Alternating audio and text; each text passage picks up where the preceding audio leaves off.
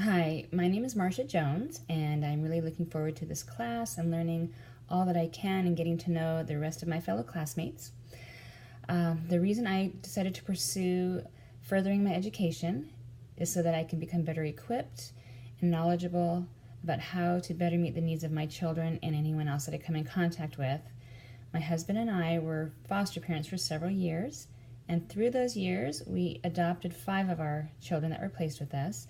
All 5 have special needs and come from a trauma background. As well as our children that we have adopted, we have several unofficially adopted children. We have tried to remain in contact with as many of those children as possible, and most are now young adults. Through the foster parenting experience, we were introduced to the terrible tragedy of child sex trafficking. And that has been baptism by fire for my husband and I because of a couple of our foster daughters. Through those experiences, I became aware of an organization that provides restoration and housing and education for formerly trafficked people. And I volunteer there each week. I have been doing that for a little over a year. 2 of my former foster daughters actually went through the program. It's an excellent program, the first program of its kind in San Diego County. It's very reputable, and they are expanding. Right now they are working with women, but they will be expanding and opening up part of their program to children in foster care who have been trafficked, and that is where my heart is. As far as the readings this week, there was a lot to read, but there's a lot of great information. The textbook, Crisis Intervention, was textbook-ish. It was full of information, a lot of information to process. It was addressed theories and different models of crisis intervention. It ultimately brought together a hybrid model using different steps and different theories from the other models to come up with something that was more fine-tuned, and it's a 7-step or task process with a default process of safety that is throughout each task, all the way through the end to follow up. And they also did provide some assessment tools. I found that interesting because they were concrete tools that could be used to help assess where someone is at in a crisis. Our second reading, regarding trauma-informed care, that was more specific to trauma-informed care, and I found that to be very, very helpful. It focused on trauma-informed practices and care, the rationale that there are many people who have suffered from trauma, and that whether they realize it or not, there is a connection between the trauma they have suffered and their experiences today and ongoing throughout life, especially if it is not addressed.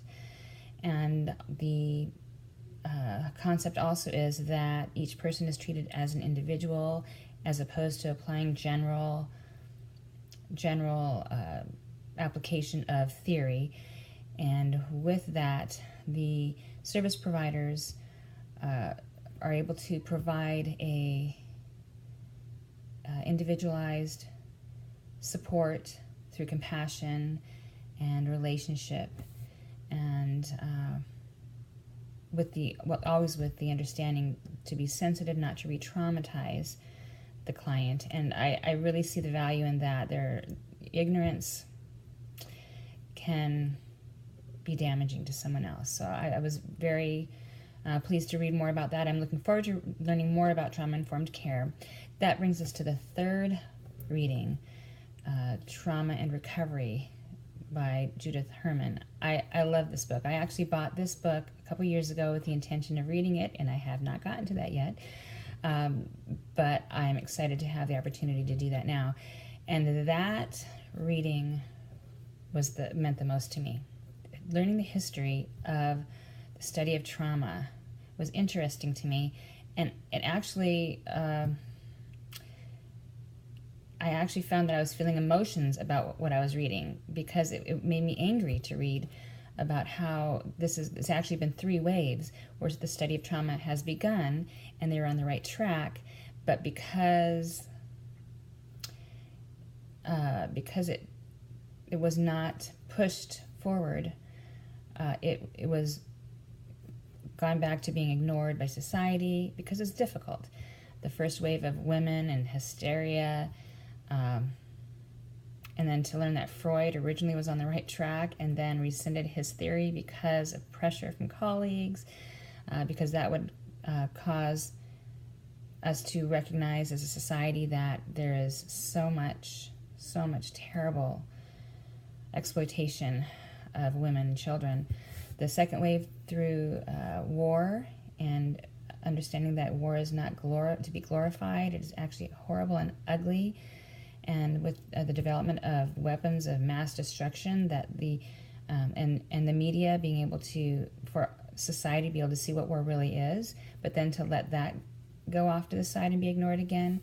And then the third wave with domestic violence. And I'm hopeful to see this continue.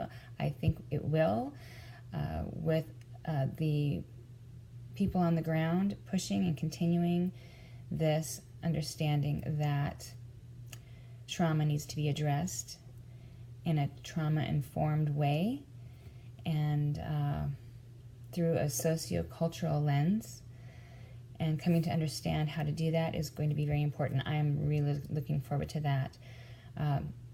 Again, the readings were great. The video lecture, I really appreciated. It summarized the history of trauma study, and I was left with what impacted me the most from the video lecture is the idea that we cannot continue to ignore, as we have in history. There are only 2 sides, the side of action or the side of tolerance, which is inaction and ignoring, which is what we've done as a society in the past. And that is not an uninvolved choice. It is a choice. And we are part of the problem if we are not part of the side that's taking action. And the statement made by the Holocaust survivor, Elie Wiesel, that